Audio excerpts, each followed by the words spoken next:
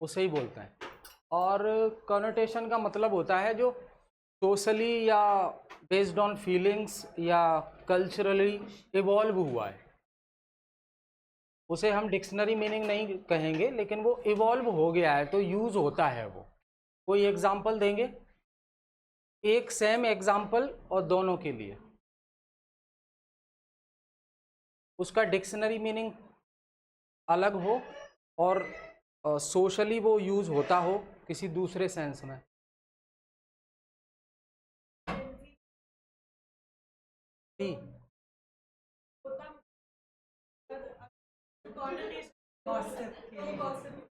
ठीक है, सही है। जैसे होम होता है तो वो जहाँ पे हम रहते हैं, घर, और होम को लोग कंफर्ट के लिए भी इस्तेमाल करते हैं, है ना। बेबी, डिक्शनरी मीनिंग अलग होता है, ठीक है ना।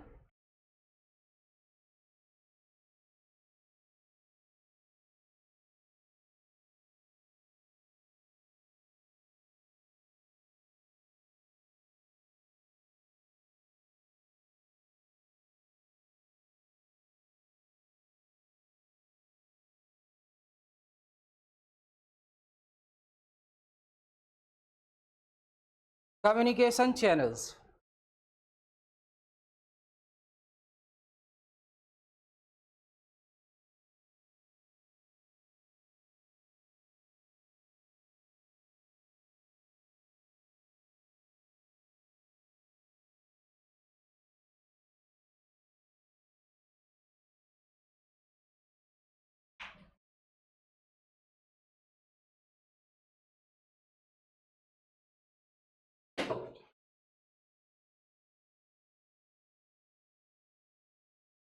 इससे पहले दिया है एग्जाम, लास्ट वाला दिया था। क्या होता है कम्युनिकेशन नेटवर्क?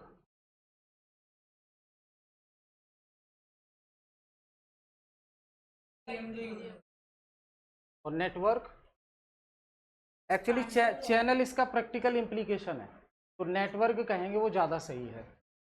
कम्युनिकेशन नेटवर्क क्या होता है?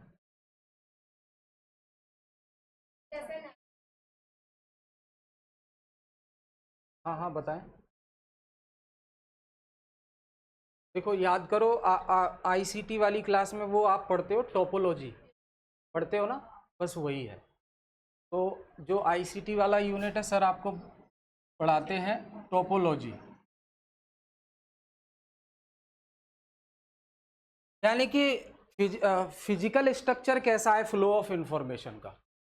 फिजिकली जो इंफॉर्मेशन फ्लो हो रही है from one place to another, उसका फिजिकली अपीयरेंस कैसा है, तो वो स्ट्रक्चर को हम कम्युनिकेशन नेटवर्क बोलते हैं, ठीक है। तो वैसा ही है सेम, उसी को कॉपी किया गया है। जैसे हम इस्तेमाल करते हैं ना एक बस टोपोलॉजी,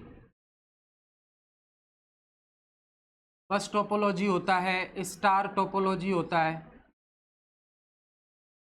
रिंग टोपोलॉजी होता है। कोई बात नहीं, मैं बता दूंगा। ट्री टोपोलॉजी होता है, मैश टोपोलॉजी होता है। ये बेसिकली आईसीटी में पढ़ते हो। इसी कॉन्सेप्ट को फॉलो करते हुए क्वेश्चंस यहाँ पे भी पूछे जाते हैं कम्युनिकेशन, ठीक है। नाम चेंज हो जाएंगे, कॉन्सेप्ट वही रहेगा। अब इसको अगर मैं बताऊं तो बस टोपोलॉजी का मतलब क्या है, जैसे एक ये पूरी चेन है और इसमें आपके ये सिस्टम अटैच है, ये सिस्टम अटैच है, फिजिकल कोई केबल है, वायर है, उससे ये सिस्टम अटैच है कंप्यूटर लैब में, कुछ इस टाइप से। तो उस अपीयरेंस को हम बोलते हैं बस टोपोलॉजी, स्ट्रक्चर जस्ट लाइक अ बस, ठीक है, चेन टाइप से। और स्टार टोपोलॉजी का मतलब क्या है, एक सेंटर में कंप्यूटर होगा और उससे कनेक्ट होंगे और computer, just like a star, ठीक है। नोड बोलते हैं हम आईसीटी में, नोड 1 2 3 4 ऐसे। और रिंग टोपोलॉजी का मतलब क्या है, रिंग की फॉर्म में, रिंग की फॉर्म में कंप्यूटर कनेक्ट हों,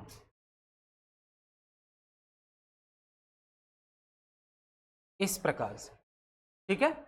और ट्री टोपोलॉजी का मतलब क्या है? एक मेन कंप्यूटर, उससे दो कंप्यूटर कनेक्ट, और फिर इससे भी दो, इससे भी दो, ऐसे ये ट्री लाइक स्ट्रक्चर बनता जाएगा कंप्यूटर कनेक्टिविटी का। ट्री टोपोलॉजी बोलते हैं इसको। मैश टोपोलॉजी क्या है? Combination of any two.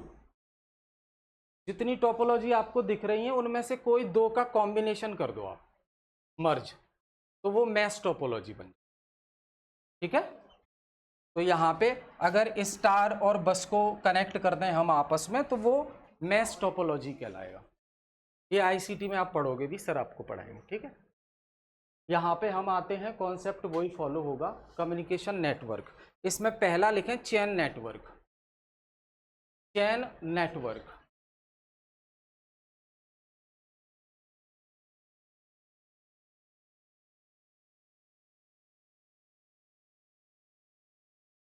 Chain network. तो इसका मतलब क्या है कि एक मेंबर से कम्युनिकेशन अनदर मेंबर की तरफ फ्लो हो रहा है सीक्वेंसली, यही मीनिंग है इसका, ठीक है। एक मेंबर है, मेंबर ए, और उससे इंफॉर्मेशन फ्लो हो रही है सेकंड वाले को, फिर सेकंड वाले से फ्लो हो रही है थर्ड वाले को, तो एक चेन जैसा क्रिएट हो रहा है, उसे हम कहते हैं चेन नेटवर्क, जस्ट लाइक अ बस टोपोलॉजी, ठीक है। तो इसमें जैसे ये एक मेंबर है, इससे इंफॉर्मेशन फ्लो हुई इसके पास, इससे इंफॉर्मेशन फ्लो हुई इसके पास, ये बन जाएगा आपका चेन नेटवर्क। तो लिख लें इसमें, communication flows from one member to the next.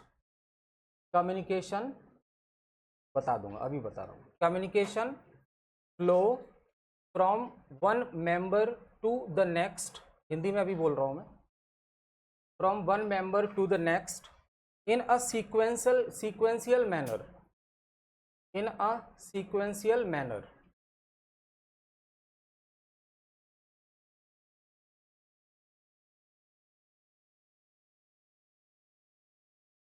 each member can communicate,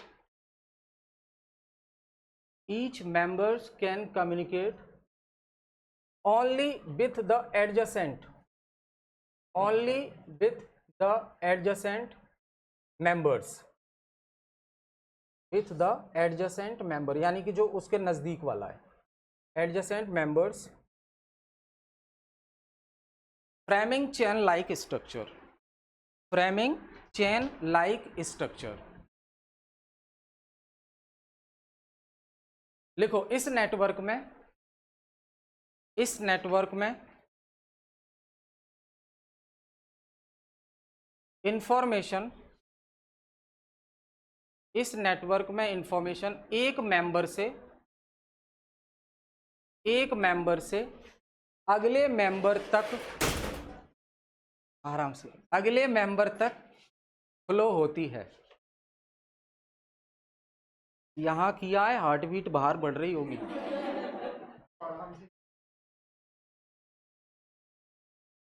लिख लिया। फिर लिखें, हर एक मेंबर अपने पड़ोसी मेंबर से कम्युनिकेट करता है।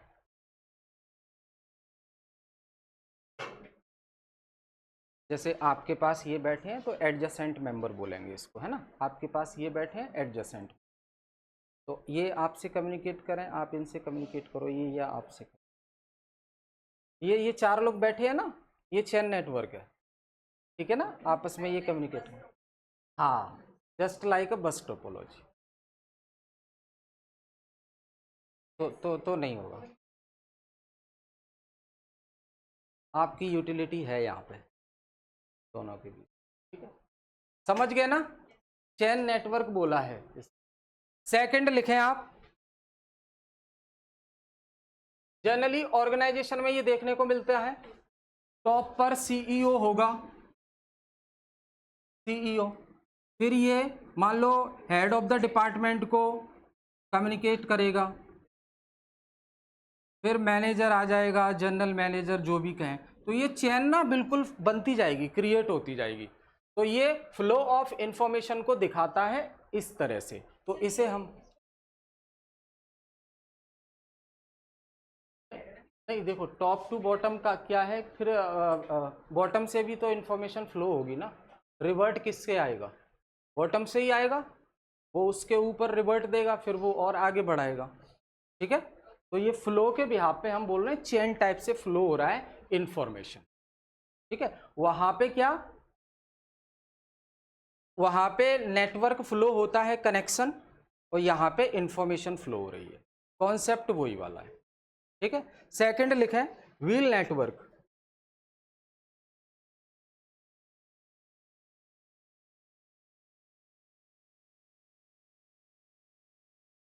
ये स्टार की तरह होगा, सेंटर में एक पर्सन होगा और उससे कई लोग कम्युनिकेट कर रहे होंगे, या वो कई लोगों से कम्युनिकेट कर रहा होगा। लिखो इसमें, a wheel network revolves around a central figure. A wheel network revolves around a central figure or leader,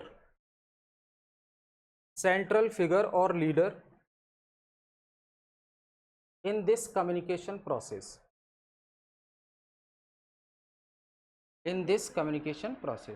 All members can communicate directly to the central figure. All members can communicate directly to the central figure.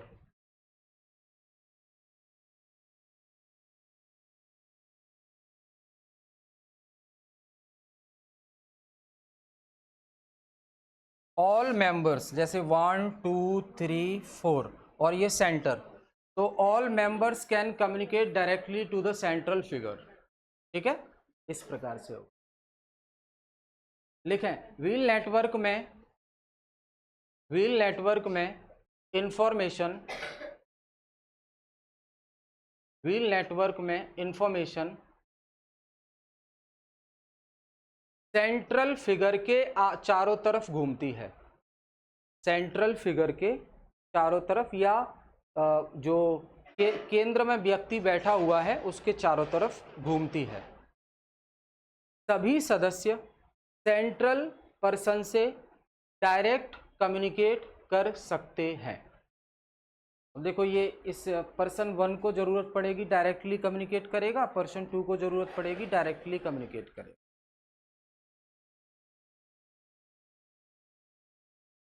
सभी सदस्य central person से या central figure से direct communicate कर सकते हैं, उनके mediator के तौर पे बीच में कोई नहीं आएगा। अब जैसे ये और ये 2 पर्सन याद रखो, तो ये आपस में कम्युनिकेट कर सकते हैं ना। क्या मीडिएटर यहाँ पे कोई आ रहा है? नहीं आ रहा ना, डायरेक्टली कम्युनिकेट कर सकते।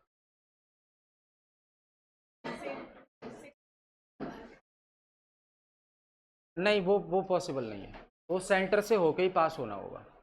स्टार टोपोलॉजी में होता है ना, स्टार टोपोलॉजी में डेटा फ्लो कहां से होता है? अगर इस मेंबर को इससे कम्युनिकेट करना है तो डायरेक्टली कर सकता है, सेंटर से ही फ्लो होगा, वही है। तो सेंट्रल फिगर वही है, और जो पूरा इंफॉर्मेशन है वो सेंट्रल फिगर के चारों तरफ रिवॉल्व करता रहता है, घूमता रहता है।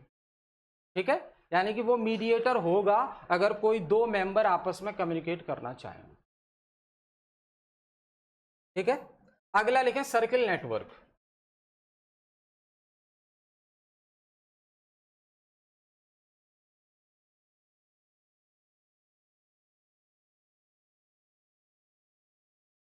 Just like a ring. लिखें, each member communicate with the 2 adjacent members. Each member can communicate with the 2 adjacent member. जैसे ये है 1, और ये डायरेक्टली इससे कम्युनिकेट कर सकता है, और यही डायरेक्टली इससे भी कम्युनिकेट कर सकता है। और फिर जब इसकी बात करेंगे हम, तो ये इससे और इससे कर सकता है, जो दोनों तरफ पड़ोसी हैं उससे कम्युनिकेट कर सकता है, एडजेसेंट। ठीक है, क्या लिखा? Each member communicate with the 2 adjacent member.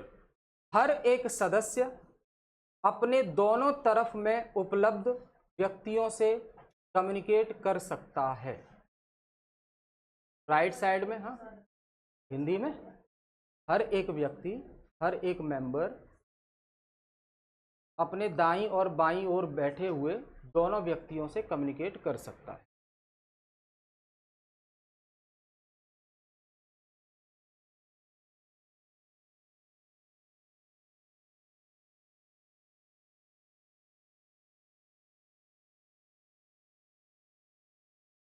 देखो क्वेश्चन में सीधा बोलेंगे कि अगर single person directly another person से कम्युनिकेट कर सकता है तो वो चार ऑप्शन देंगे आपको, कौन सा नेटवर्क का एग्जाम्पल है।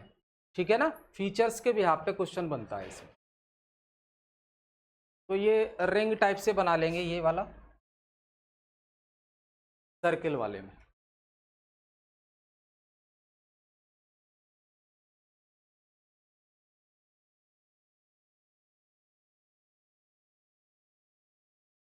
फिर लिखें all channel network, all channel network.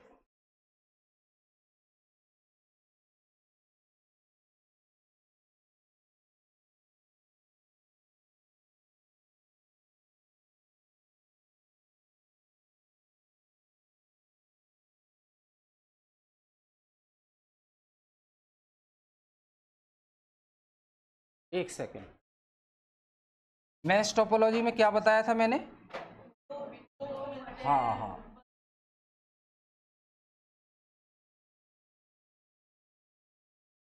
जब दो का कॉम्बिनेशन होता है, मिस्टेक हो गई, दो का कॉम्बिनेशन होता है उसे हाइब्रिड कहते हैं। मैश टोपोलॉजी में कोई भी पर्सन डायरेक्टली किसी भी पर्सन से कनेक्ट हो सकता है। ठीक है, जैसे मान लीजिए 1 2 3 4, अब 1 को हम कनेक्ट कर दें इससे, 1 को कनेक्ट कर दें इससे, 1 को इससे, तो 1 का काम कंप्लीट हो गया। अब सेकंड को देखो, सेकंड इससे कनेक्ट है, बाकी किसी से नहीं है ना, तो कर दो, इससे कर दो, सेकंड कंप्लीट। ये फोर्थ वाला 2 से है, 1 से है, 3 से नहीं है, कर दो। अब 3 को चेक करो, सभी से है डायरेक्टली, इसे कहते हैं मैच टॉप। नहीं, point to point connection, point to point connection, हर एक मेंबर अनदर मेंबर से डायरेक्टली कनेक्ट है, बीच में मीडिएटर कोई नहीं आएगा। ठीक है, तो आपको अगर इंफॉर्मेशन पास करना है पीछे, तो आप सीक्वेंसली आप पीछे वाले को नहीं बोलेंगे, फिर वो उनको नहीं, उनको नहीं, डायरेक्ट बोल देंगे, डायरेक्ट कम्युनिकेशन होगा। ठीक है, जो कॉम्बिनेशन बताया ना, तो वो हाइब्रिड होती है, हाइब्रिड टोपोलॉजी एक और होती है, उसमें एनी टू टोपोलॉजी का कॉम्बिनेशन जो होता है उसे हाइब्रिड बोल देते हैं। मैश टोपोलॉजी में है point to point connection, that means each member can communicate directly with the other members, no mediator required. ठीक है, लिख लो इसमें, each member communicate directly with other members. क्या हुआ? Each member can communicate directly with other members, no mediator required. हर एक सदस्य, हर एक सदस्य दूसरे सदस्यों से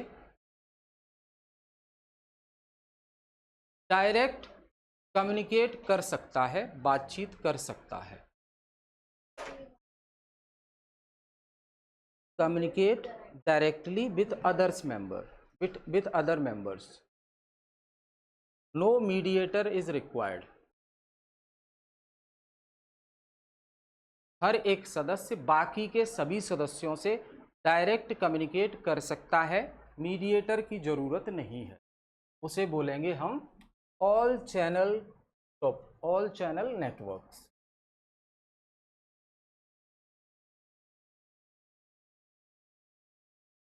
इसके लिए ये डायग्राम हो जाएगा।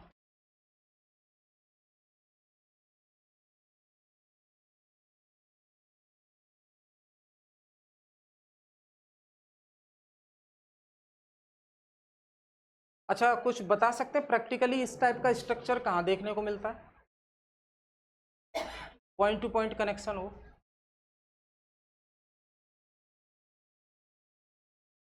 हाँ हाँ,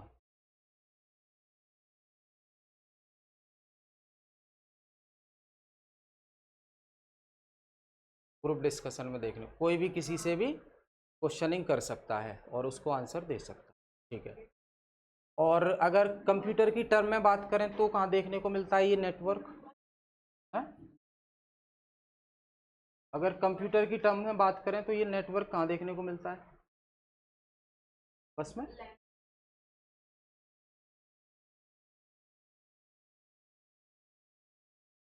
लैंडलाइन कनेक्शन वाली जो केबल्स होती हैं वो पूरा स्ट्रक्चर उसमें देखने को मिलता है ये।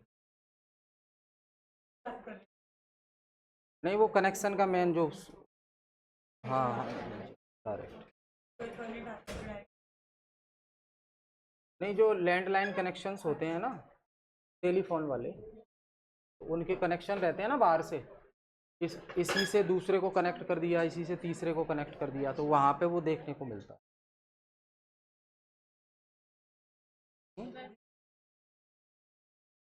वाईफाई कनेक्शन, वाईफाई से तो आप कोई भी जोड़ सकते हो, कनेक्ट कर सकते हो। कौन सा? नहीं, वाईफाई अगर हम इंटरनेट कनेक्शन की बात करें तो वाईफाई से तो कोई भी कंप्यूटर नोड को कनेक्ट किया जा सकता है ना, या तो केबल का इस्तेमाल करके, या बिना वायर का। हाँ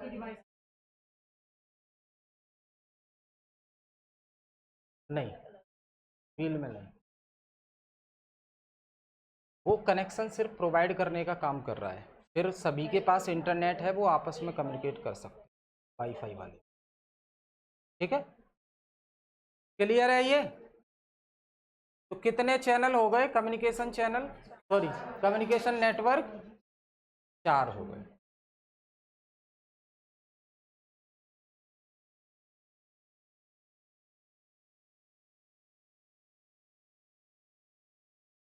इनका जो कॉन्सेप्चुअल फीचर है ना हर एक का, उसी पे लैंग्वेज बना के वो क्वेश्चन देते हैं, ठीक है।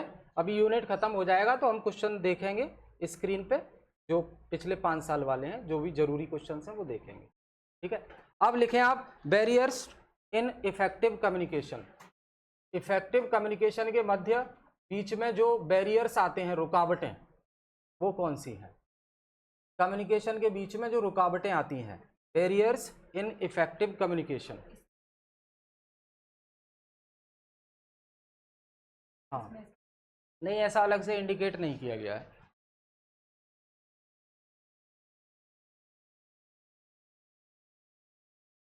क्या हुआ, लिख लिया? संचार में रुकावटें कैसे कैसे, हाँ कैसे कैसे रुकावटें आ जाती हैं? दो लोग बीच में बात कर रहे हैं तो तीसरा कौन आ जाता है, ठीक है। बहुत सी चीजें आती है ना, उन्हीं के बारे में अभी एग्जाम्पल दे के बताना आप लोग। तो barriers to effective communication, effective communication एक हाँ सुन लीजिए इधर अभी पूछूंगा तब बताना आप, है ना? नहीं कोई नहीं। इफेक्टिव कम्युनिकेशन में कौन कौन सी रुकावटें आती हैं, तो फर्स्ट लिखें टेक्निकल बैरियर्स, तकनीकी बाधाएं, टेक्निकल बैरियर्स।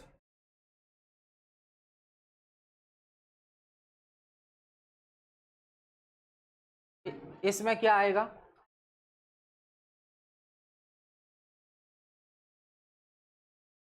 इन सब का, तो ये तो जनरल अवेयरनेस है जो आपको होनी चाहिए।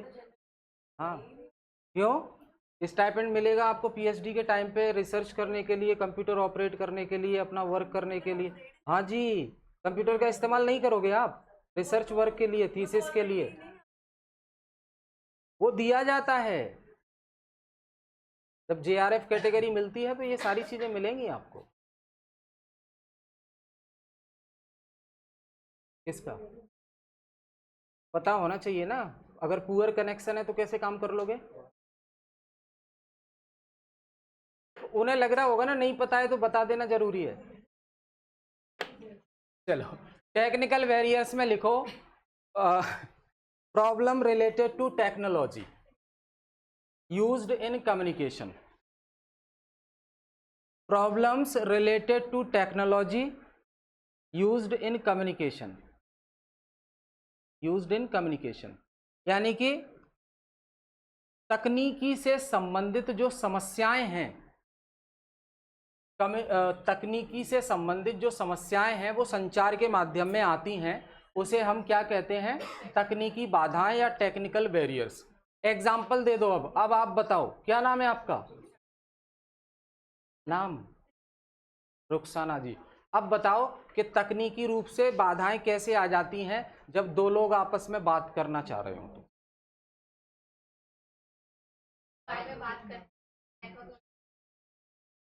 हाँ, और जैसे मान लीजिए ऑनलाइन क्लास कोई टीचर दे रहा है और स्टूडेंट तक बात पहुंची नहीं, क्या बोला, तो क्या हो गया उसमें, पुअर इंटरनेट कनेक्शन।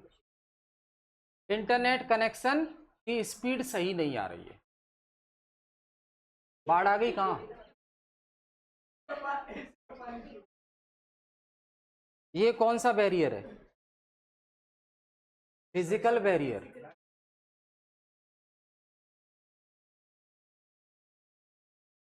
आवाज दे दो, चली जाएगी। कोई नहीं है? कोई चले जाओ तो फिर चले जाओ, नहीं तो फिर यहां तक आ जाएगा।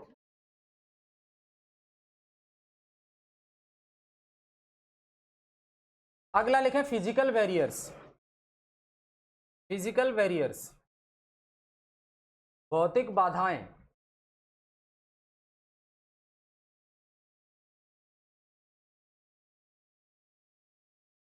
बाधाएं आप भी लिख रहे हो?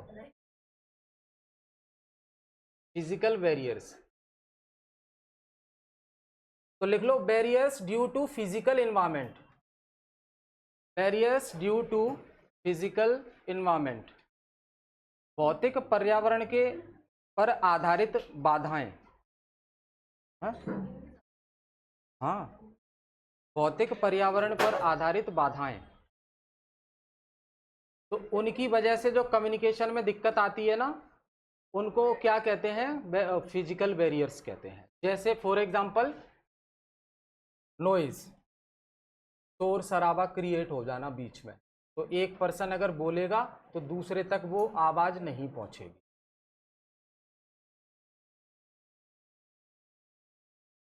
नहीं, वो नहीं आएगा, वो अलग आएगा, वो फिजिकल नहीं। प्रेजेंट बॉडी एब्सेंट माइंड, यही ना, मतलब सब लोग बैठे हैं, बॉडी तो अवेलेबल है, माइंड कहीं और है, ये कहाँ पे जाएगा सेंटर?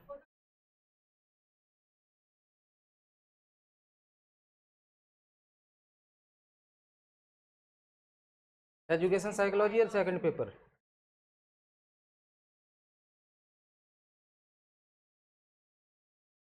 तो नॉइज इन क्लासरूम, जैसे कि क्लासरूम में नॉइज हो जाए तो फिर टीचर की बात बच्चों तक नहीं पहुंच पाई, फिजिकल बैरियर। ठीक है, अभी जैसे मैं बोल रहा था उधर से आवाज आई, बाढ़ आ गई, तो हो सकता है मैंने सेंटेंस ही कंप्लीट ना कर पाया हो, ठीक है, या कर दिया हो, पीछे वालों को सुनाई नहीं दिया हो, तो ये आपका फिजिकल बैरियर हो। ठीक है, फिर लिखे सीमेंटिक बैरियर्स।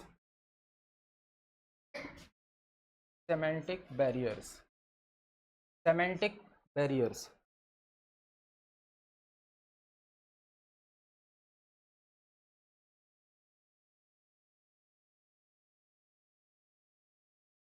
इसे कहते हैं शब्दों का अर्थ गलत समझ लेना, है ना, unable to understand actual meaning. तो barriers due to misunderstanding of words, barriers due to misunderstanding of words, जब शब्दों का अर्थ गलत अलग अलग समझा जाए।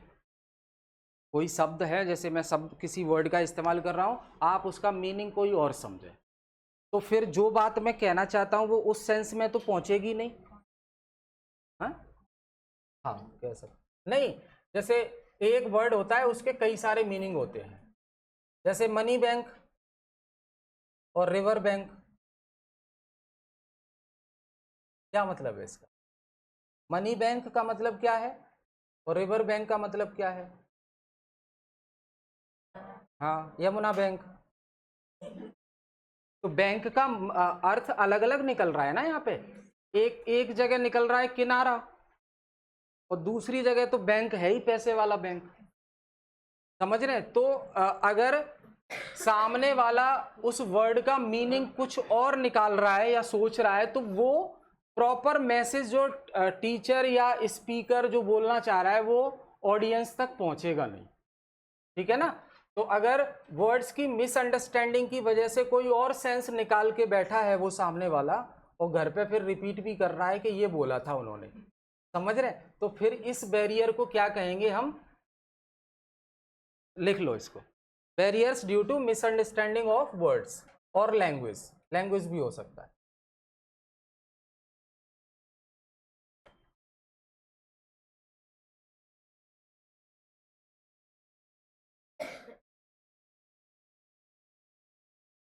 यूजीसी नेट मैनेजमेंट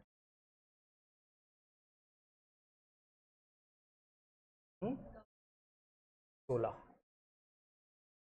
पैटर्न अलग था। मेरा एमबीए फाइनेंस है और UGC net management, MBA finance, उससे पहले बीसीए कंप्यूटर एप्लीकेशन। ठीक है, चलो अभी लिखो इसको।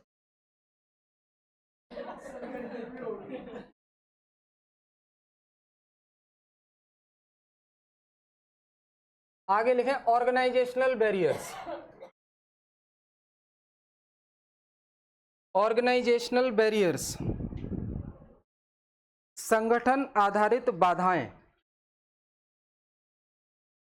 या संगठनात्मक बाधाएं, ऑर्गेनाइजेशनल बैरियर्स।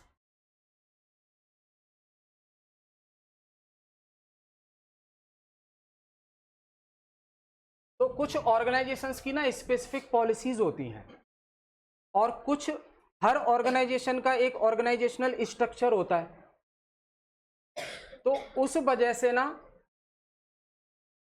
एक पर्सन अनदर पर्सन से डायरेक्टली कम्युनिकेट नहीं कर सकता। फॉर एग्जांपल, अगर कोई एग्जीक्यूटिव है, एग्जीक्यूटिव इन द सेंस जो न्यूली ज्वाइंड एम्प्लॉय, उसी को बोलेंगे जो नया नया ज्वाइन किया है कंपनी में, एमएनसी में, तो उसको एग्जीक्यूटिव बोलते हैं। तो executive can not talk directly to the CEO, क्योंकि ये पॉलिसीज है ऑर्गेनाइजेशन की और ये स्ट्रक्चर प्री डिफाइंड है, पहले से ही उन्होंने बना रखा है कि सीईओ से लोअर लेवल का एम्प्लॉय डायरेक्टली कांटेक्ट नहीं कर सकता, कम्युनिकेट नहीं कर सकता। हाँ, तो उसकी वजह से भी बैरियर क्रिएट हो सकता है, क्योंकि एग्जीक्यूटिव से बात पहुंची जनरल मैनेजर तक और हो सकता है कि जनरल मैनेजर उसको अपने इंटरेस्ट को ध्यान में रखते हुए उसमें थोड़ा सा मॉडिफिकेशन कर सकता है, देन उस इंफॉर्मेशन को आगे पहुंचा सकता है। ठीक है, ठीक है। हाँ, तो लिख लो barriers due to structure and policies of an organisation. Barriers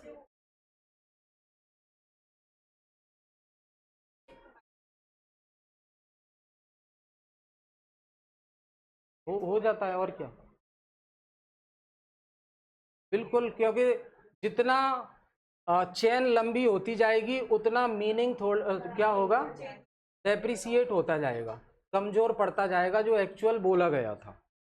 अब आप खुद ही देखो, एक ओरिजिनल बुक से कोई चीज पढ़ो और देन 6 महीने बाद वही चीज आप दूसरी जगह लिखना हो तो एज इट इज नहीं लिख सकते ना, आप सिर्फ मीनिंग समझ लेते हो, फिर आप अपनी खुद की लैंग्वेज में उसको लिख देते हो। तो ये जो है डेप्रिसिएट होती जाता है कंटेंट, अगर हम एज इट इज उसको बार बार रिवाइज नहीं करते हैं तो। ठीक है, तो ऐसे ही इंफॉर्मेशन के कंटेस्ट में होता है, सोर्स से जो इंफॉर्मेशन निकली है उसे डेस्टिनेशन तक पहुंचने में चेन जितनी लंबी करते जाओगे उतना ही वो इंफॉर्मेशन या सेंटेंस या स्पीच उसका मीनिंग डेप्रिसिएट होता जाएगा, कमजोर पड़ता जाएगा, या यूं कह सकते हैं वो अपने अकॉर्डिंग उसमें मॉडिफिकेशन करते जाएंगे। ठीक, अब जैसे दूध वाला है और बिल्कुल एक्चुअल मिल्क लेके निकलता है घर से और शाम को लास्ट में जिसके पास देगा वो मिल्क, वहां कैसा मिल्क मिलेगा, समझ रहे हैं ना? तो जितना डिले होता जाएगा प्रोसेस में फिर उतनी ही दिक्कत आती जाएगी। तो एग्जाम्पल में लिख लेंगे आप, a worker can not communicate directly to the CEO of the company. इसकी barriers due to policies and structure of an organisation. किसी ऑर्गेनाइजेशन की पॉलिसीज और स्ट्रक्चर की वजह से जो बैरियर्स क्रिएट होता है कम्युनिकेशन में, उसे ऑर्गेनाइजेशनल बैरियर्स कहते हैं। संगठन आधारित बाधाएं क्या होती हैं कि किसी भी ऑर्गेनाइजेशन यानी कि संगठन या कंपनी लिख लो, कंपनी की खुद की पॉलिसीज यानी कि नीतियां होती हैं और कुछ उनकी संरचना होती है, कौन किससे बात करेगा ये स्ट्रक्चर होता है, उसकी वजह से जो बाधाएं उत्पन्न होती हैं उसे हम संगठन आधारित बाधाएं कहते हैं। मैं हिंदी मीडियम से हूँ। हाँ, वो ग्रेजुएशन और पीजी इंग्लिश मीडियम में और 12th तक हिंदी मीडियम। ठीक है? हैं? हाँ लगा था ना, बीसीए में फर्स्ट सेमेस्टर में बैक आई थी।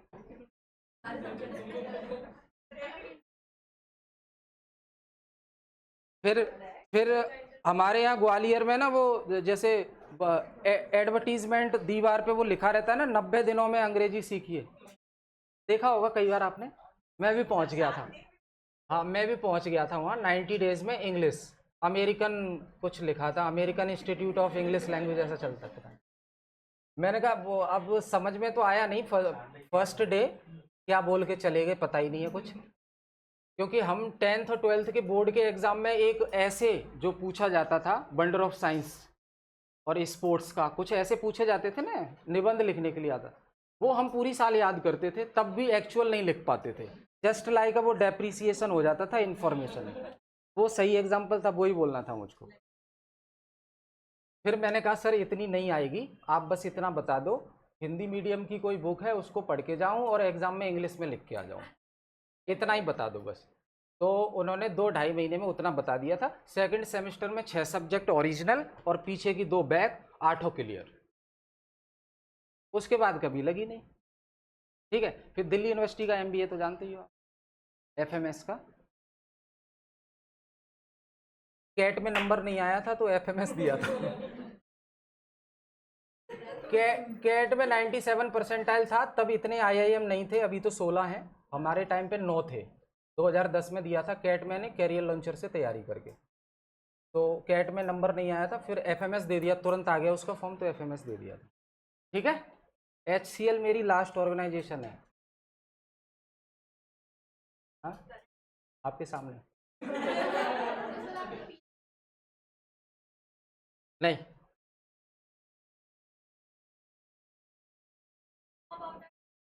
हाँ नहीं नहीं नहीं किया, नहीं किया। वो थोड़ा सा कौन 6 साल बैठ जाए अलग से। हाँ हाँ जी बताओ। प्रेमपाल सिंह। हाँ जी, आगरा बेसिकली, और एजुकेशन ग्वालियर, उसके बाद दिल्ली। ठीक, ठीक है। ऑर्गेनाइजेशनल चलो लिख लिया भाई, हिंदी में लिख लिया। 5वां लिखो साइकोलॉजिकल बैरियर।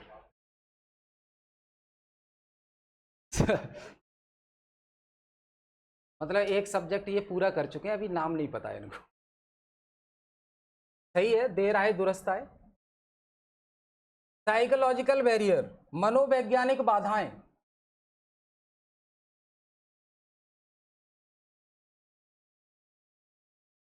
तो इमोशंस के बिहाफ पे, एटीट्यूड के बिहाफ पे, माइंड सेट के बिहाफ पे जो बैरियर्स क्रिएट होते हैं, उन्हीं को हम किस में रखेंगे?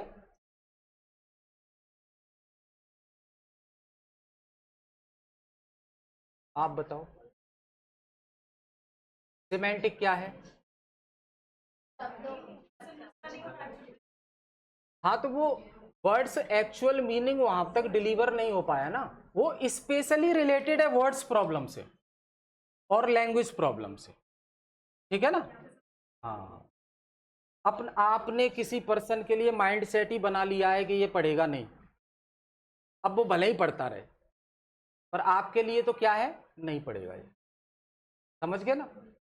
अब बाहर 11 बजे तक हर घूमने वाला नाकारा नहीं होता ना, पर माइंड सेट क्या है, 12 बजे तक घूम रहा है, ये नहीं पड़ेगा, घर वालों का पैसा बर्बाद कर रहा है। मुखर्जी नगर में मोस्टली देखा जाता है, पर ऐसा नहीं होता है, ठीक है ना। हम किसी के बारे में दूर से ही पता लगा सकते हैं, पर वो एक्चुअल क्या है वो नहीं जान सकते, वो तो वही जाने। हो सकता है वो 3 इडियट की तरह वो हो, समझ, दिखाने के लिए घूमता हो फिर पढ़ता हो। तो लिखो barriers due to emotions, barriers due to emotions, attitude and mind set.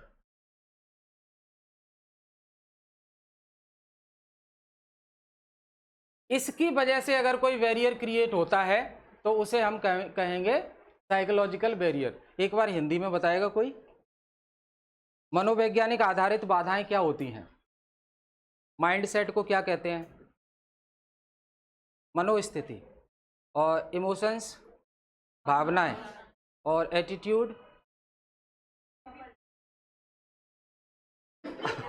आप समझ रहे हो, समझ रहे हो आप क्या कह रहा हूं मैं। जैसे आपने क्लास में एंट्री ली और आपने डिसाइड कर लिया इस टीचर से तो मैं पढ़ूंगी नहीं, अब आप 2 घंटे पढ़ लो, 4 घंटे पढ़ लो, आप नहीं समझोगे। समझ रहे हैं मेरी बात, मैं क्या कहना चाह रहा हूं। ये एग्जांपल है माइंड सेट का। If listener dislike the speaker, then speaker कुछ भी बोलता रहे उसे बिल्कुल समझ में नहीं आएगा। हाँ हाँ हाँ हाँ, और पढ़ने के पर्पज से आए, पढ़ने के पर्पज से आए तो 2 घंटे में कुछ तो सीख के जाएगा, ठीक है ना। फिर उनका रहता है ना, टारगेट रहता है, अभी 11:30 बजे तक है ना, 11:30 के बाद बगल में भी जाना है, फिर वो 1:30 तक वहां चलेगा, फिर 1:30 से 3:30 तक फिर और बगल में जाना है, एकदम वो नाला है वहां तक पहुंच जाएंगे, तब फ्री होके घर जाएंगे, फिर बाहर निकल के जो है चिली पटेटो या मोमोज खाएंगे, तब घर जाएंगे। आज का टारगेट पूरा। अब पापा जो बोलेंगे आराम से स्पीच देंगे उनको, ठीक है। समझ गए ना मैं क्या कहना चाह रहा हूं, एग्जाम्पल मैंने इसीलिए लिया है हिंदी में। हाँ, अब माइंड सेट समझ आता है ना। तो अगर जैसे साइकोलॉजिकल बैरियर्स में क्या होगा, ये बाधाएं माइंड सेट पर आधारित होती हैं, अब इनको मजबूरी है, एटीट्यूड पर आधारित होती हैं, और अपनी इमोशंस यानी कि भावनाओं पर आधारित होती हैं।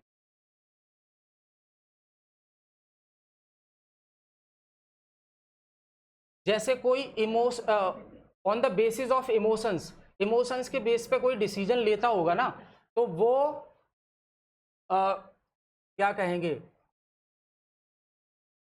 वो किसी को परेशानी में नहीं देख सकता।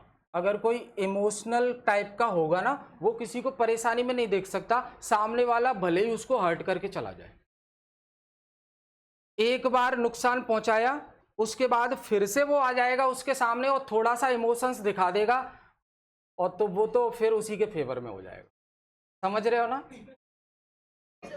हाँ नहीं, देखो, अरे नहीं तो आप समझ क्या रहे हो।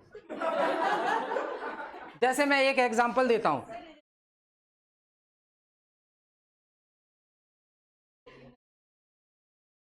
इमोशनली अटैच होते हैं ना।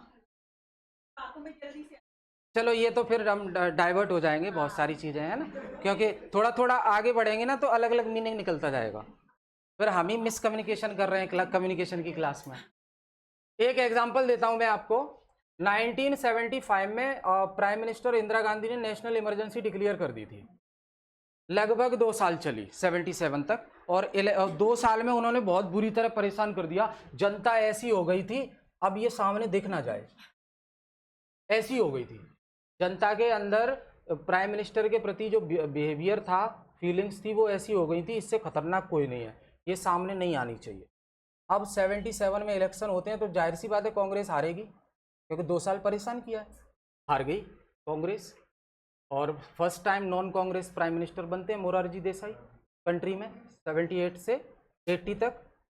अब क्या हुआ, 80 में मोरारजी देसाई को जो लोगों ने सपोर्ट किया था लोकसभा में, उन्होंने विड्रॉ कर लिया, तो मेजॉरिटी डाउन, सरकार बैकफुट पे गिर गई सरकार, दोबारा इलेक्शन होंगे, 80 में दोबारा इलेक्शन हुए, इंदिरा गांधी आई, बोली गरीबी हटाएंगे, बेचारे लोग इंडिया के फिर से पिघल गए। 80 में उन्होंने वोट दे दिया खतरनाक कांग्रेस को, इंदिरा गांधी की वापसी। समझ रहे हैं? तो ये कितने अच्छे लोग हैं भारत के, देखो इतना कष्ट झेल लिया उन्होंने, फिर भी उसी लेडी को फिर से ले आए। मैं ये नहीं कह रहा कि वो बेकार हैं, मतलब मैं ये बताना चाह रहा हूं कि लोग समय के साथ भूल भी जाते हैं बहुत सी चीजें। हाँ, उस टाइम पे कोई पावरफुल सेकंड पार्टी थी नहीं, एक ही था। जैसे हम पॉलिटिकल साइंस में पढ़ते हैं ना, वन पार्टी एरा, तो वो वन पार्टी एरा ही चला था इतने दिनों तक। चलो सोशल बैरियर लिखो, एग्जाम्पल लिख लेना। अगर जैसे ऑडियंस है, ऑडियंस में कोई पर्सन है, वो सोचकर ही आया है मुझे ये स्पीकर बिल्कुल पसंद नहीं है, तो मैं इसकी नहीं सुनूंगा। जैसे न्यूज़ डिबेट में होता है, न्यूज़ डिबेट में देखते हैं अलग अलग पार्टी से प्रवक्ता आते हैं, अब उसमें जो सामने ऑडियंस में बैठे होते हैं वो भी किसी न किसी पार्टी के फेवर में ही होते हैं। तो अपोजिट पार्टी का अगर बंदा होगा तो वो सोच के ही आया है, ये तो जो बोलेगा बेकार ही बोलेगा। कुछ लोगों ने सोच लिया राहुल गांधी जो बोलेगा वो बेकार ही है, मीनिंगलेस। समझ रहे हैं? अलग मेंटलिटी क्रिएट कर रखी है सोसाइटी में, पप्पू टाइप से, तो ये क्रिएट की गई है। हाँ, नहीं मैं वही कह रहा हूं, क्रिएट की गई है ये, वही है। अगर कॉम्पिटिटर को हराना है तो उसके बराबर मेहनत कर लो, नहीं तो उसकी इमेज डाउन कर लो, तो हम जीत जाएंगे। तो ये पॉलिटिक्स है, कुछ भी हो सकता है। ठीक है, सोशल बैरियर्स में लिखो सामाजिक बाधाएं, सोशल बैरियर्स।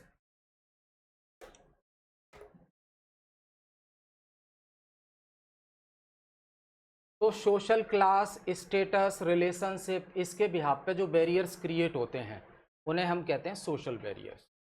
ठीक है, ऐसी बाधाएं जो सामाजिक वर्ग या स्टेटस, क्या कहेंगे स्टेटस को, स्थिति, हाँ सामाजिक स्थिति, सामाजिक स्थिति, स्थिति स्थिति या रिलेशनशिप।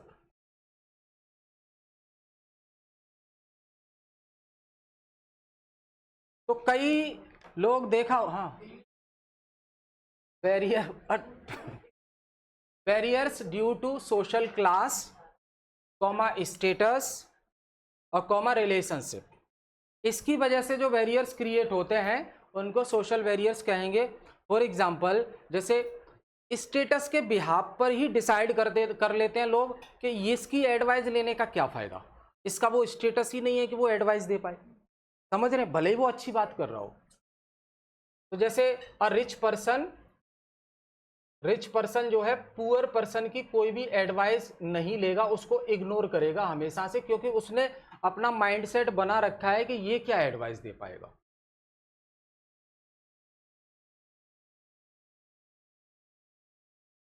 हाँ, जैसे एक मूवी का नाम बताऊंगा, आप कहोगे मूवी बार बार मूवी का नाम ले रहे हो, वो गब्बर मूवी थी ना, गब्बर, अक्षय कुमार वाली। तो उसमें उसमें एक वो सिपाही कांस्टेबल था, वो सुनील ग्रोवर। तो कांस्टेबल की एडवाइस वो 2 स्टार 3 स्टार वाले लेते नहीं थे। वो कह रहे तुम समोसा लेके आओ बाहर से, तुम क्या एडवाइस दोगे कि गब्बर कहाँ है, क्या प्लान है उसका। और वो पूरा प्लान रेडी करके बैठा था। अब फिर जो एक और ऑफिसर आया, सीनियर ऑफिसर, उसने सुना उसको, तो उससे बहुत सारे क्लू मिले उसको। तो यही है, समझ गए ना? स्टेटस के बिहाफ पे, पोजीशन के बिहाफ पे, रैंक के बिहाफ पे, कोई सीनियर रैंक का ऑफिसर है, वो लोअर रैंक के ऑफिसर्स की एडवाइस नहीं सुनना चाहेगा, बोले ये क्या देगा मुझे एडवाइस। समझ गए? तो इस हिसाब से जो वेरियर्स क्रिएट होते हैं उन्हें हम सोशल वेरियर। ठीक, लिख लिया सबने? आगे लिखें, कल्चरल वेरियर्स, सांस्कृतिक बाधाएं।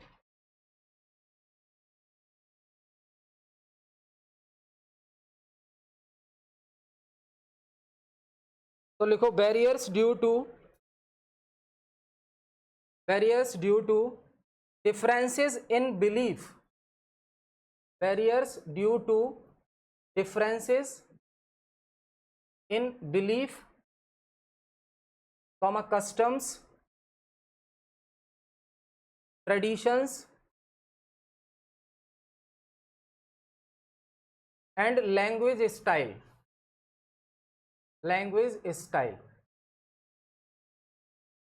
तो इसके बिहाफ पे जो वेरियर्स आते हैं उन्हें हम क्या कहेंगे? Cultural barriers. हिंदी में लिखो, बोलना एक बार, हिंदी में बोलो, क्या होगा इसका मीनिंग? हाँ, सांस्कृतिक बाधाएं लिख लिया, तो लिखो ऐसी बाधाएं जो परंपराओं, रीति रिवाजों, विश्वास, हाँ, और भाषा पर आधारित हो, क्योंकि लैंग्वेज को हम कल्चर से ही कनेक्ट करके देखते हैं। भाषा पर आधारित हो, इन बाधाओं को हम क्या कहेंगे? सांस्कृतिक बाधाएं। एग्जाम्पल कोई ये है, मतलब इसको क्या बाधा है? समझ तो लेता है।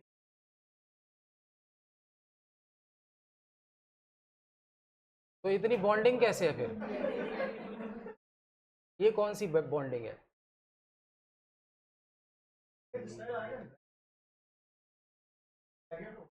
हाँ, जैसे मान लीजिए एक एग्जांपल देता हूं मैं, आप बताना। कहीं कहीं आई कांटेक्ट कॉन्फिडेंस बताया जाता है और कहीं कहीं आई कांटेक्ट बदतमीजी बताई जाती है। कल्चर है अपना अपना, समझ रहे? कल्चर ही तो है। यानी कि आई कांटेक्ट कर दिया तो कोई कहेगा ये तो हमारी डिसरिस्पेक्ट हो गई। हाँ,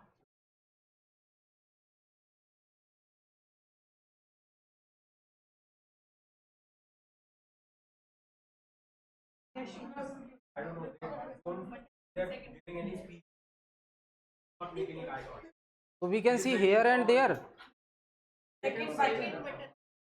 second button, so it shows respect, है ना?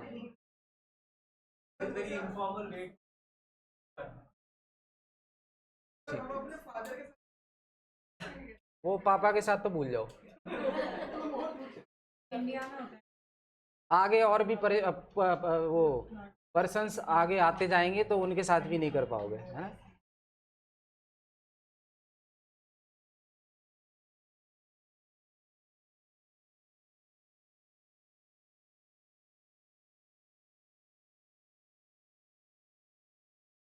आगे लिख लें फिजियोलॉजिकल बैरियर्स। फिजियोलॉजिकल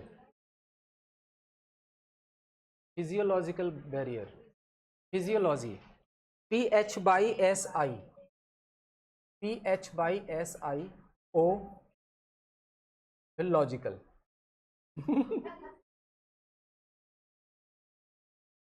जैसे अब कोई डिसेबल पर्सन है, जैसे किसी को हियरिंग प्रॉब्लम है, तो वो नहीं सुन पाएगा, तो वहाँ पे बैरियर क्रिएट हो गया ना। उसके लिए अलग से हमें फैसिलिटेट करना पड़ेगा, तो ये उसके लिए बैरियर है। डिसेबिलिटी की वजह से जो बैरियर्स आ जाता है, ठीक है। फिजियोग्राफी, शारीरिक बाधाएं,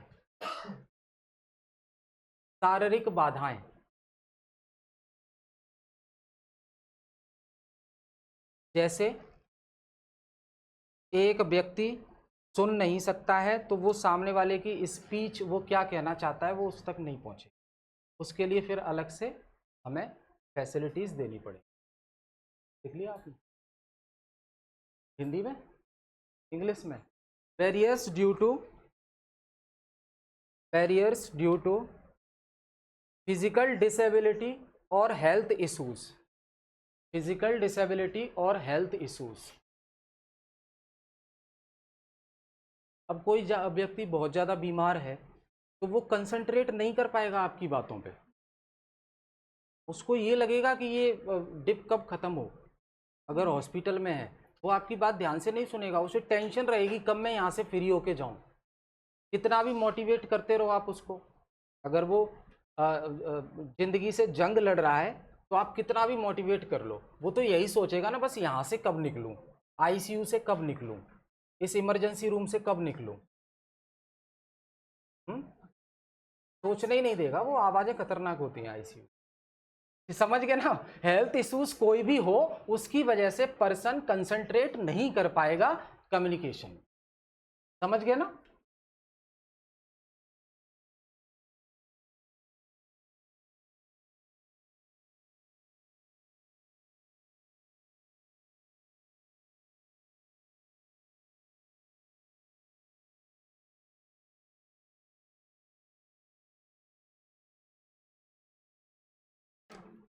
यहां तक देख लो एक बार, कोई प्रॉब्लम है।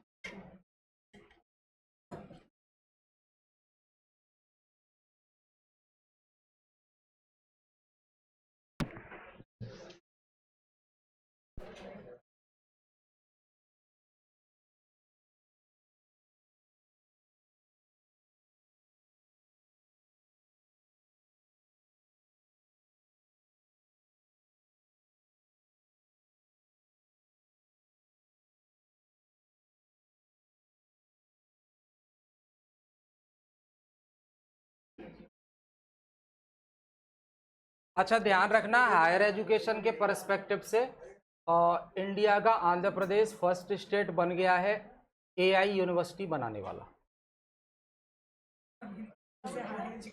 अब वो दिमाग में आ गया ना, तो वो तो यूनिट है ही आपकी। तो आंध्र प्रदेश के अमरावती में, और कितना 19 फरवरी 2026 से artificial intelligence based university start हो गई है, और ये इंडिया का फर्स्ट स्टेट बन गया है to start AI based university. अब ये यूनिवर्सिटी क्या कराएगी, तो अगर कोई बीटेक और एमटेक एआई में करना चाह रहा है, वो स्पेशलाइज्ड है वो यूनिवर्सिटी उसके लिए। ठीक है। क्या, एक कंपनी है ना अमेरिका की एनवीडिया, उसी के साथ टाई अप करके एआई यूनिवर्सिटी बनी है आंध्र प्रदेश के अमरावती में। आर्टिफिशियल इंटेलिजेंसी के कोर्स कराएगी वो, और वो भी इंजीनियरिंग कराएगी, बीटेक और एमटेक। ठीक है।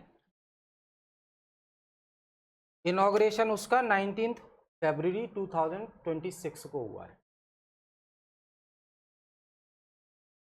नहीं नहीं, एआई पढ़ाया जाएगा, बीटेक इन एआई और एमटेक इन एआई। ठीक है। एआई के हिसाब से तो सब लोग पढ़ ही रहे हैं धीरे धीरे। एआई में बैचलर्स और एआई में मास्टर्स। शॉर्ट टर्म कोर्स तो देखो, ये यूनिवर्सिटी है इसलिए नंबर वन, ये क्या कहेंगे उसको, मतलब सबसे first time initiative Andhra Pradesh ने लिया है यूनिवर्सिटी के बिहाफ पे। वैसे तो हम जानते ही हैं इंडिया में एडवांस टेक्नोलॉजी खासकर आईटी के लिए अच्छे कॉलेज हैं, जैसे कि सीडेक। सीडेक नाम से इंस्टीट्यूशंस हैं इंडिया में, centre for development in advance computing. ये एक एक साल के कोर्स तो बहुत कराते हैं, ये बहुत अच्छा प्लेसमेंट रहता है इनका, और प्योर टेक्नोलॉजी बेस्ड इंस्टीट्यूशंस हैं ये, गवर्नमेंट ऑफ इंडिया के ministry of electronics and information technology के अंडर आते हैं सीडेक। ये इनके कोर्स 6 महीने से लेके 1 साल तक होते हैं, और 100% प्लेसमेंट होता है इनका। पर ये भी एआई वाला करा रहे हैं, लेकिन वो अब बैचलर्स और मास्टर्स कराएंगे, 4 साल का और 2 साल का एमटेक, वो यूनिवर्सिटी है। ठीक है। ये ऑटोनॉमस इंस्टीट्यूशंस हैं स्पेशलाइज्ड इन आईटी कोर्सेज। आगे लिखें आप, important institutions of mass media. Important institutions of mass media, mass media से संबंधित संस्थान, महत्वपूर्ण संस्थान।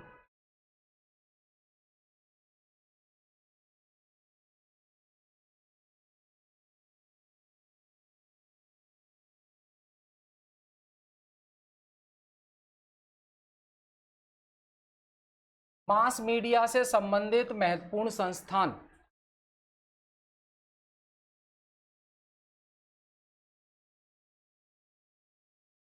लास्ट वाला दिया था आपने, एग्जाम दिया था। सबसे पहले लिखें प्रसार भारती।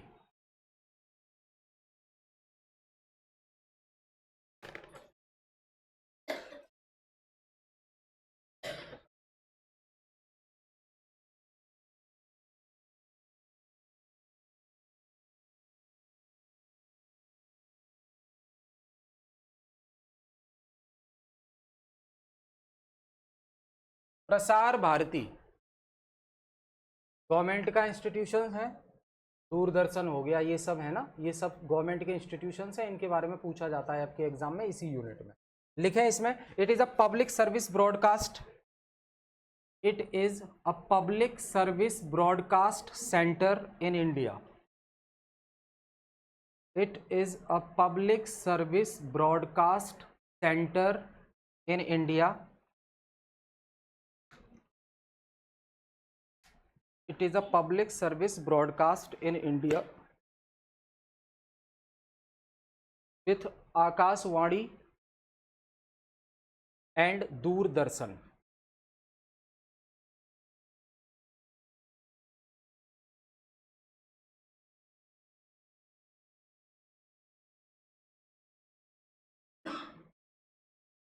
आकाशवाणी यानी कि AIR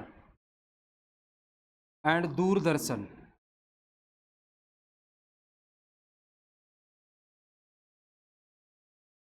AIR मतलब ऑल इंडिया रेडियो, आकाशवाणी कहते हैं हिंदी में, ये गवर्नमेंट के हैं दोनों। प्रसार भारती के अंडर में ही है आकाशवाणी और दूरदर्शन। तो ये एक पब्लिक सर्विस ब्रॉडकास्ट है इंडिया का, प्रसार भारती, जिसके तहत आकाशवाणी भी आता है और दूरदर्शन भी आता है। डीडी, जो डीडी है ना, डीडी न्यूज, वही दूरदर्शन। इस्टेब्लिश हुआ 1997 में, 23 नवंबर को, 23 नवंबर 1997 को बना Prasar Bharati.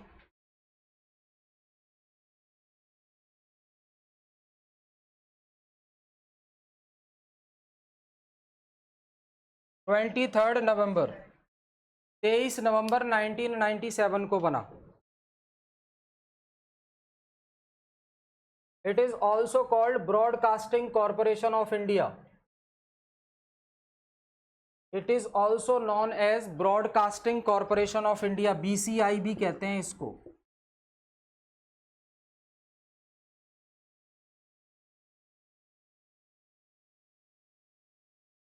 Broadcasting corporation of India. हम क्या बात कर रहे हैं, क्या नाम है आपका, क्या बात कर रहे हैं हम अभी? प्रसार भारती। प्रसार भारती क्या है? सरकार की एक संस्था है, इसके अंदर ही आकाशवाणी और दूरदर्शन आते हैं। आकाशवाणी जो बाई एयर मतलब ऑडियो फॉर्म में चलता है, न्यूज़ देता है, और दूरदर्शन आपने देखा ही है, ठीक है। इस्टेब्लिशमेंट, स्थापना कब होती है? 23 नवंबर 1997 को। इसी प्रसार भारती को BCI भी कहा जाता है, ब्रॉडकास्टिंग कॉरपोरेशन ऑफ इंडिया, ठीक।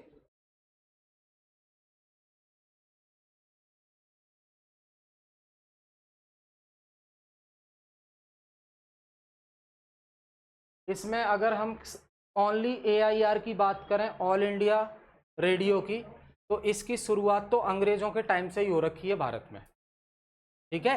प्रसार भारती ऑर्गेनाइजेशन बनाई है 1997 में, जिसके अंडर में ये ले लिए हैं। लेकिन आकाशवाणी की अगर हम बात करें तो 1920 में इस्टेब्लिश हो गया था ये, आकाशवाणी 1920 में इस्टेब्लिश हो गया था। पहला प्रोग्राम इस पर 1923 में चला, आकाशवाणी पर पहला प्रोग्राम 1923। आकाशवाणी जिसकी स्थापना 1920 में हुई है, इस पर पहला प्रोग्राम चला था 1923 में। किसने चलाया था? By radio club Bombay, radio club Bombay. Mumbai के एक रेडियो क्लब ने पहला प्रोग्राम चलाया था इस पे 1923 में।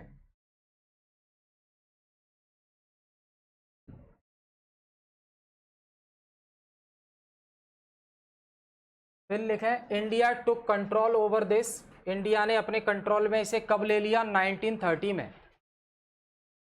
आकाशवाणी को इंडिया ने अपने नियंत्रण में कब ले लिया?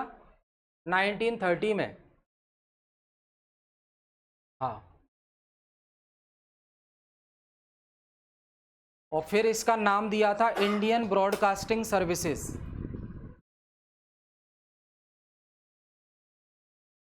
नाइनटीन 1930 में गवर्नमेंट ने अपने कंट्रोल में लिया और इसका नाम दिया Indian broadcasting service, IBS, Indian broadcasting service.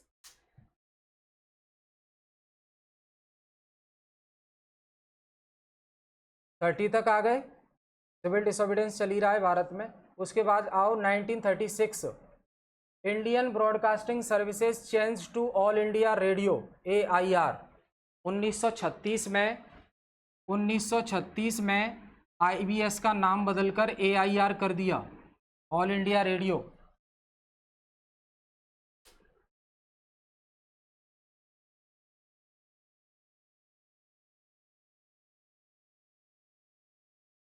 ठीक है, और फिर 1957 में ये पॉपुलर हो गया आकाशवाणी के नाम से। 1957 आकाशवाणी पॉपुलराइज्ड एज आकाशवाणी।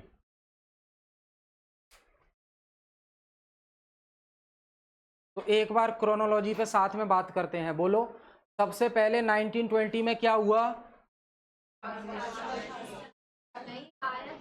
क्यों? आकाशवाणी। 1920 में आकाशवाणी आया, 1923 में फर्स्ट प्रोग्राम इस पे चलाया गया रेडियो क्लब बॉम्बे के द्वारा। उसके बाद 1930 में गवर्नमेंट ने इसको अपने कंट्रोल में ले लिया, तब इसका नाम था Indian broadcasting service. Indian broadcasting service का नाम चेंज करके 1936 में AIR किया, ऑल इंडिया रेडियो। ठीक है, फिर उसके बाद 1957 में इसे आकाशवाणी के नाम से जाना जाने लगा। समझ गए?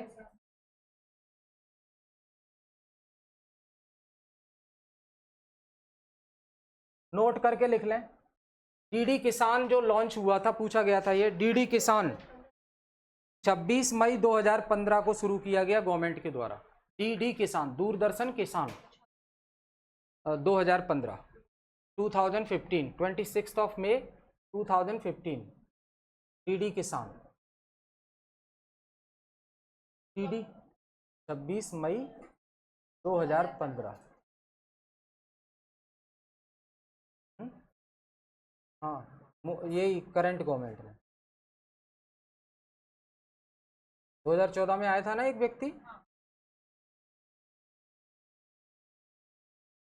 गुजरात के तट से चलकर, वो ऐसे नहीं, ऐसे करते हुए सबका साथ सबका विकास।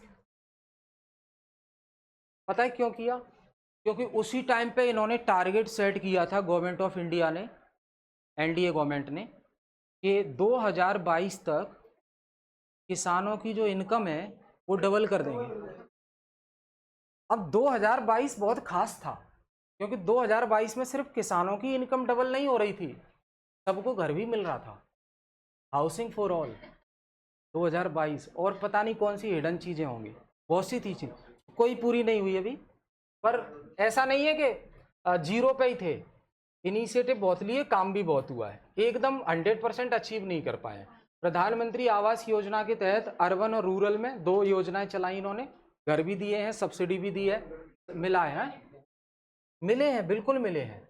हम 100% की तरफ नहीं जा रहे हैं, लेकिन काम हो गया। ठीक है, आय दुगना इसका तो पता नहीं। मैंने पापा से पूछा था, मैंने कहा डबल हुई क्या आपकी इनकम? बोले नहीं, तो नहीं हुई है। पर कोई नहीं, फैसिलिटीज तो दे ही रहे हैं, जैसे कि फर्टिलाइजर वगैरह है, इतना वॉर का टाइम चल रहा है, अभी भी सस्ता ही मिल रहा है फर्टिलाइजर, तो यूरिया वगैरह ये सब। आगे सेकंड लिखें, प्रसार भारती के बाद सेकंड लिखें, press information bureau, press information bureau, Hindi में ही लिख लो इसको, प्रेस इंफॉर्मेशन ब्यूरो।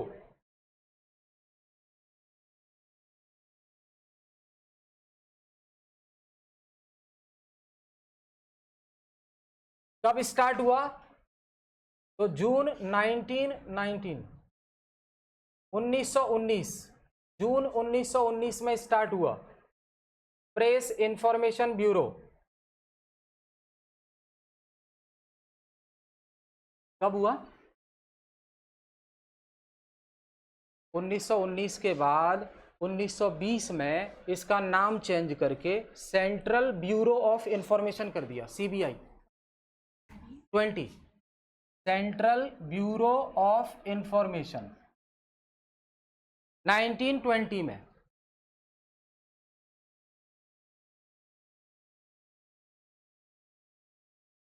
उन्नीस सौ 19 में तो क्या पीआईबी स्टार्ट हुआ, पीआईबी प्रेस इंफॉर्मेशन ब्यूरो। नाम चेंज हुआ था इसका 1920 में। उसके बाद लिखो, फिर से चेंज हुआ ब्यूरो ऑफ पब्लिक इंफॉर्मेशन।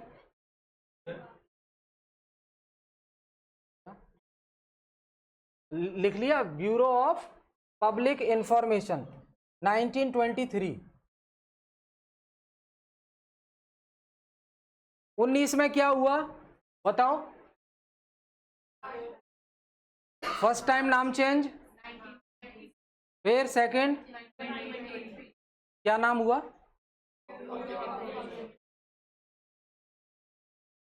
ठीक है, तो घर से चले गए थे पीआईबी को छोड़कर, भटक लिए चारों तरफ, और 1946 में फिर पीआईबी पे आ गए। 1946 में फिर से नाम बदलकर पीआईबी कर दिया, प्रेस इंफॉर्मेशन ब्यूरो।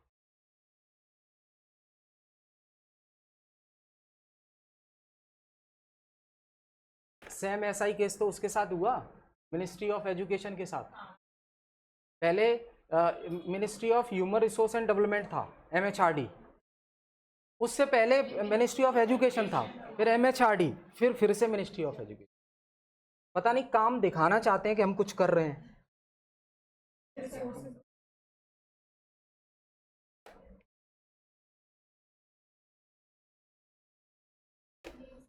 देखो पीआईबी है क्या, अभी भी आप ओपन करके देखना उसको जब यहां से जाओ, तो पीआईबी पे गवर्नमेंट की जितनी भी स्पीचेस हैं, इंफॉर्मेशन, न्यूज, वो सब पब्लिश होती है, इंग्लिश में, हिंदी में, उर्दू में और रीजनल लैंग्वेज, जिसमें भी पढ़ना चाहे। तो एग्जाम पर्सपेक्टिव से पीआईबी को ऑथेंटिक सोर्स माना जाता है। जैसे कई बार क्या होता है, एग्जाम में हम क्वेश्चन अटेम्प्ट करके आते हैं, हमारे अकॉर्डिंग वो सही है लेकिन उन्होंने गलत आंसर की बनाई है, तो हम क्लेम के लिए पीआईबी का स्क्रीनशॉट लेके दे सकते हैं, वो कंसीडर किया जाएगा। ठीक है, तो प्रेस इंफॉर्मेशन ब्यूरो ये गवर्नमेंट का वो वेबसाइट है जो उनकी न्यूज़ पब्लिश करती है। ठीक, कई बार न्यूज़ में, न्यूज़ चैनल पे भी देखा होगा कि पीआईबी का ये डिटेल्स आई है, उसके बिहाफ पे मैं बोल रहा हूँ, तो वो ऑथेंटिक माना जाता है। जैसे कंटेंट के मामले में एनसीईआरटी ऑथेंटिक मानी जाती है, भले ही गलत हो। हाँ हाँ, ऑथेंटिक मानी जाती है, नंबर मिलेगा अगर ये एनसीईआरटी में कोई लाइन लिखी है, उसके बिहाफ पे आप अटेम्प्ट करके आए हो, नंबर मिलेगा उसका। तो कंटेंट के मामले में एनसीईआरटी ऑथेंटिक मानी जाती है क्योंकि गवर्नमेंट सोर्स। ठीक, आगे, press trust of India, PTI.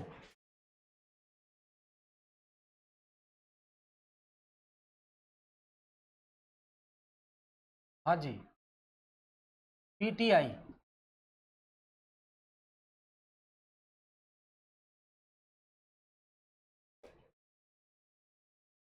Main subject history है किसी का? किसी का नहीं है हिस्ट्री?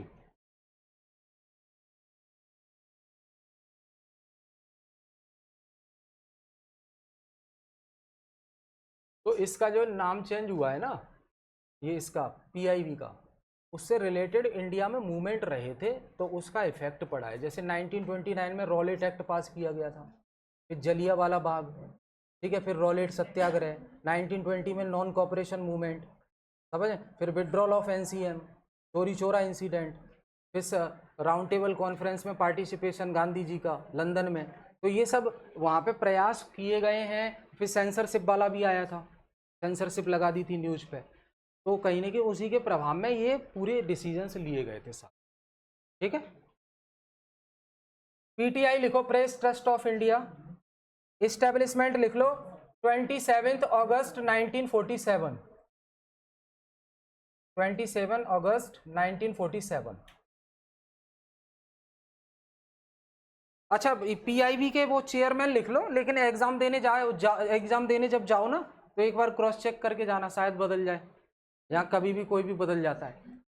तो चेयरमैन लिख लो धीरेन्द्र कुमार ओझा, पीआईबी के चेयरमैन धीरेन्द्र कुमार ओझा। ये जितनी भी पोजीशंस है ना, ये एग्जाम से पहले आप एक बार क्रॉस चेक करके जाया करो, बदल जाए अभी। जैसे अभी नीति आयोग का जो चीफ एग्जीक्यूटिव ऑफिसर है वो चेंज कर दिया है, कोई फीमेल आ गई है ना, छिब्बर करके, सरनेम छिब्बर है उनका। हाँ, तो अभी क्या है, वो थे बीवीआर सुब्रमण्यम थे, उनको रिप्लेस करके ये आ गए धीरेन्द्र कुमार ओझा। पीटीआई के चेयरमैन लिख लो, डॉक्टर महेंद्र मोहन गुप्ता, डॉक्टर महेंद्र मोहन गुप्ता।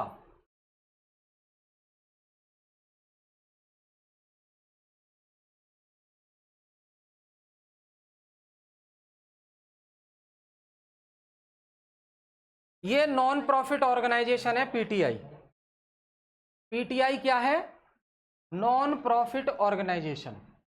क्या कहेंगे? गैर लाभकारी संस्था, गैर लाभकारी संस्था। कौन है मालिक? फिर जो बड़ी बड़ी न्यूज एजेंसी है ना इंडिया की, वो मिलके मालिक हैं इसकी। तो it is the largest news agency, PTI largest news agency है, largest news agency of India, Bharat की सबसे बड़ी न्यूज एजेंसी है, समाचार एजेंसी।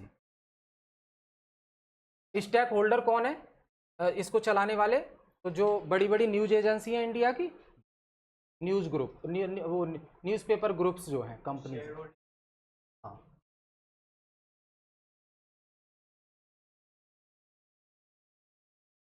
कुल मिला के आप कह सकते हैं कि जो कॉरपोरेट है वही चला रहा है इसको।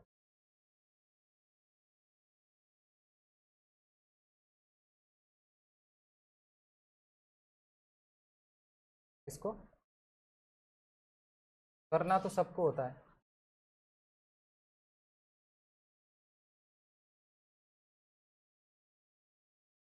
अगला लिखें, फोर्थ, फोर्थ इंस्टीट्यूशंस या agency, central board of film, central board of film.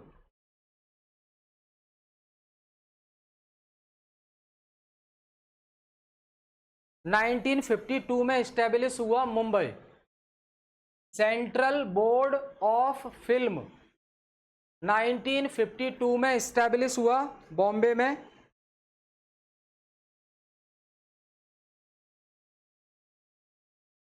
तो कुछ नहीं है, इंडिया में जो फिल्म प्रोडक्शन हो रहा है उसको सर्टिफाई करना, हाँ देखने लायक है या नहीं। आप देखना, कोई भी मूवी स्टार्ट होती है तो एक सर्टिफिकेशन वाला पेज ओपन होता है ना, वो यही सर्टिफिकेशन देता है, चलने वाला है या नहीं, ठीक है। हाँ, वो जो भी, हाँ, चेतावनी वगैरह जितनी इंक्लूड करनी होती है कि सिगरेट पियो, लेकिन नीचे लिख के दे देना इंजीरियस टू हेल्थ, हानिकारक है, पियो आराम से, लेकिन लिख जरूर देना।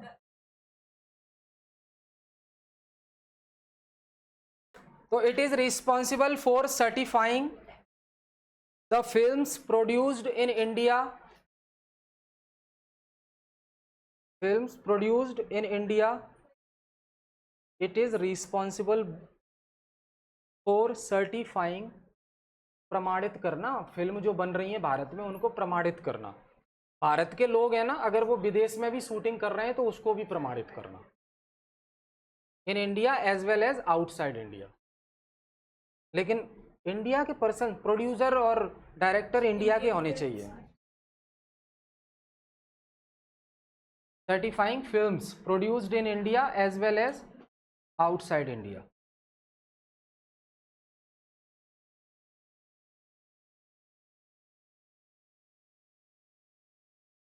जो कंडीशंस है ना, जो उन्हें फॉलो करनी होती हैं, तो फिल्म क्या है, विजुअलाइज है। सॉन्ग, अगर सॉन्ग भी विजुअलाइज ही है ना।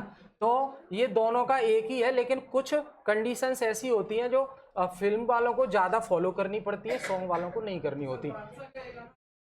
कौन सा बादशाह कहाँ आया था?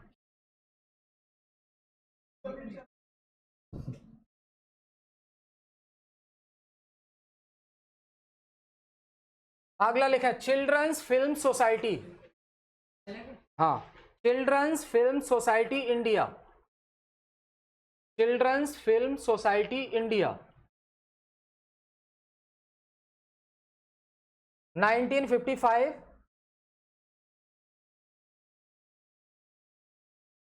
हाँ, under ministry of information and broadcasting, IB ministry के अंडर आती है। Under ministry of information and broadcasting, सूचना एवं प्रसारण मंत्रालय, भारत सरकार। सूचना एवं प्रसारण मंत्रालय, भारत सरकार। Ministry of IB, information and broadcasting.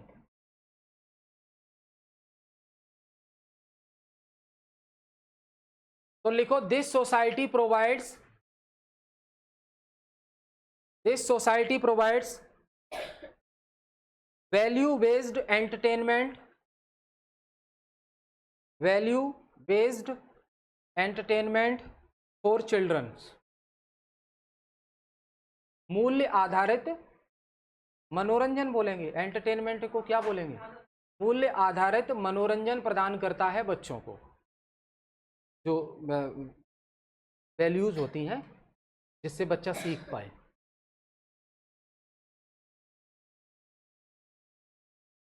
तो वैल्यूज बेस्ड एंटरटेनमेंट प्रोवाइड करता है बच्चों को, डिफरेंट वैल्यूज को वो सीख पाए। ठीक है, आगे लिखें film and television institute of India, FTII,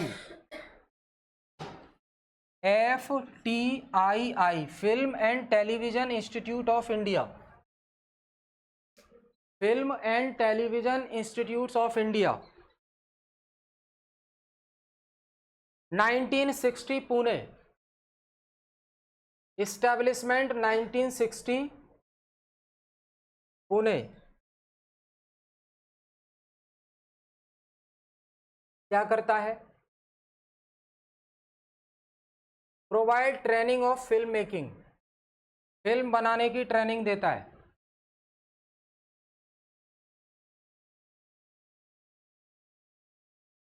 provide training of film making since 1974, 1974 के बाद, since 1974 it provides training to Doordarshan employ also. 1974 के बाद ये दूरदर्शन के कर्मचारियों को भी ट्रेनिंग देता है।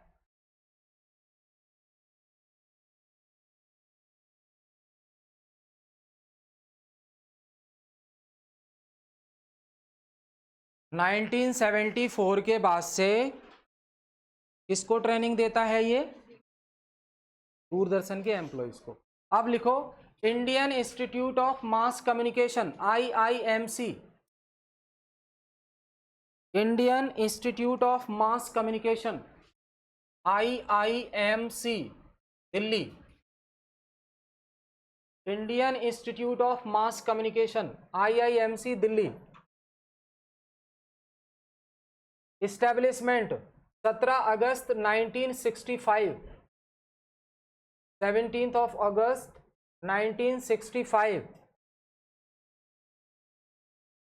किसने बनाया इसको, by ministry of IB, information and broadcasting. 17 अगस्त 1965, 65। किसने बनाया? सूचना एवं प्रसारण मंत्रालय, भारत सरकार, ministry of information and broadcasting, government of India.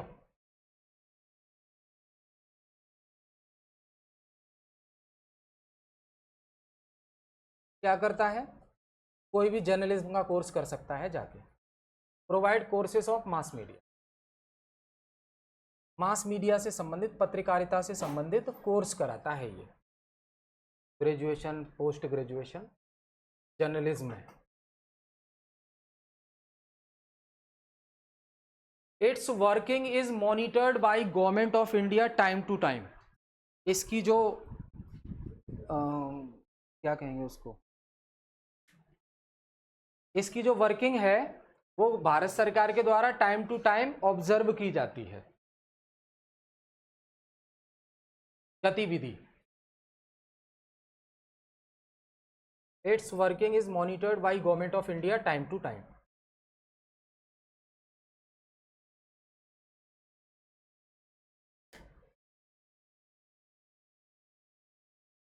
Hello,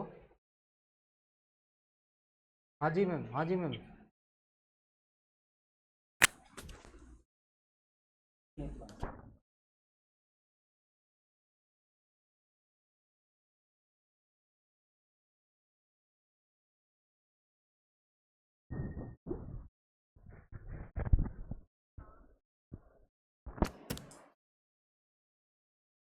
अगला लिखो, MIB, ministry of information and broadcasting,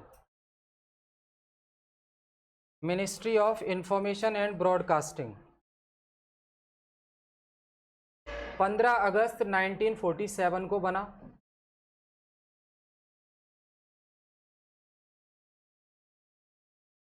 August 1947। ये जो आप देख पा रहे हैं अभी, सूचना एवं प्रसारण मंत्रालय, भारत सरकार, ये 47 में बना, 15 अगस्त को। First IB minister, information and broadcasting minister कौन थे फर्स्ट? तो Sardar Vallabh Bhai Patel, first IB minister.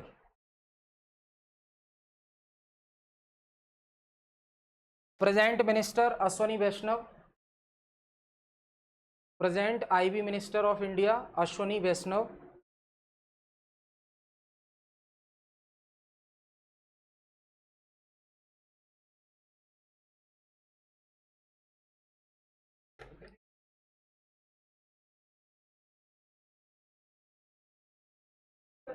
Check कर लेना एक बार, क्रॉस चेक कर लेना उसको, ठीक है? हाँ हाँ, क्योंकि अभी ये जो बिहार के विधानसभा चुनाव हुए थे ना, उस टाइम पे थोड़ा सा रीसफल किया था, एक का दूसरे को दिया है, ऐसा क्रॉस चेक कर लेना, उसमें कोई इशू नहीं।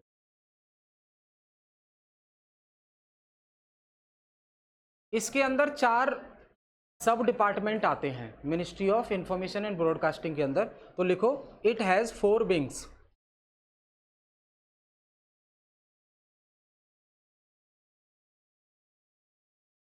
चार विभाग हैं इसके अंडर में, 4 विभाग हैं। पहला लिखो, इंफॉर्मेशन विंग, फर्स्ट है इंफॉर्मेशन विंग।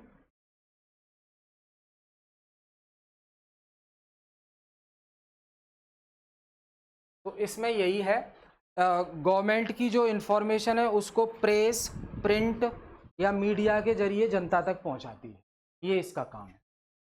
प्रेस विंग का काम क्या है, सॉरी, इंफॉर्मेशन विंग का काम क्या है?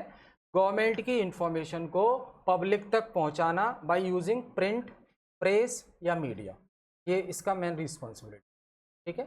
थोड़ा सा बस याद रखेंगे,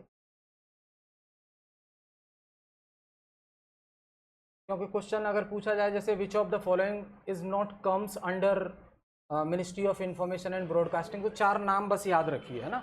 तो पहला इंफॉर्मेशन विंग है, दूसरा लिखो ब्रॉडकास्टिंग विंग, ब्रॉडकास्टिंग विंग,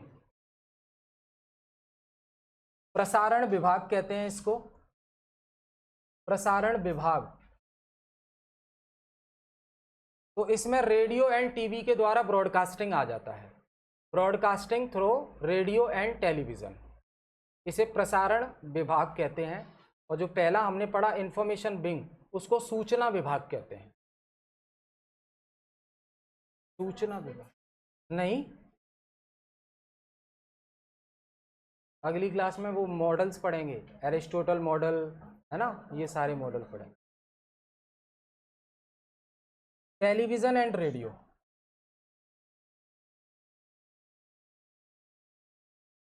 फिर थर्ड लिखे फिल्म विंग, फिल्म विभाग,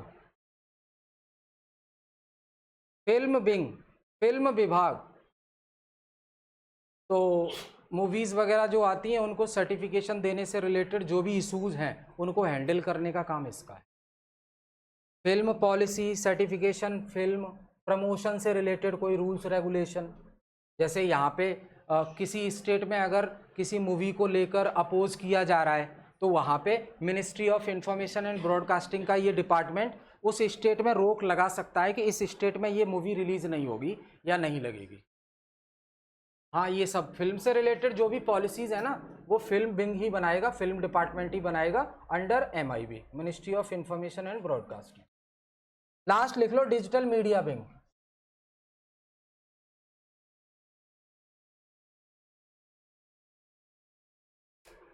तो इसमें digital media, online media, social media के द्वारा इंफॉर्मेशन को पहुंचाना, ये इसका काम है। उससे रिलेटेड जो इशू आते हैं उनको देखने का काम इसी का। डिजिटल हो, ऑनलाइन हो, सोशल मीडिया हो, वो सब कौन देखेगा? Digital media wings. Ultimately last में बस आपको ये याद रखना है कि जो सूचना एवं प्रसारण मंत्रालय भारत सरकार है, ministry of information and broadcasting, government of India, it has 4 wings, 4 विभाग हैं इसके अंदर और चारों के अलग अलग काम हैं। उनके ऊपर पेरेंट बॉडी कौन सी है? Information and broadcasting ministry. ठीक है, अगली क्लास में हम कम्युनिकेशन मॉडल्स पढ़ेंगे अलग अलग प्रकार के। किसकी? ये सेकंड क्लास है। किसकी? हाँ, जैसे 2 आवर्स की क्लास है ना। हाँ।